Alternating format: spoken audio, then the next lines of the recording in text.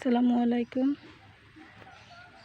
একটা বাড়ির পাশে কাপাসিয়া ডিগ্রি কলেজের পিছনে বাড়িটা, একটা হিন্দু বাড়ির পাশে এভাবে ফুল ফুটে আছে অযত্নে অবহেলায়। একটা ডুবার পাশে এতগুলা ফুল, আশ্চর্যজনক। কাছে যাওয়ার কোনো উপায় নেই। কি সুন্দর করে ফুটে আছে।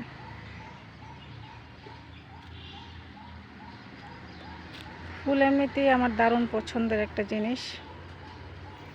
ফুল ভালোবাসে না এমন কাউকে খুঁজে পাওয়া যাবে বলে আমার মনে হয় না।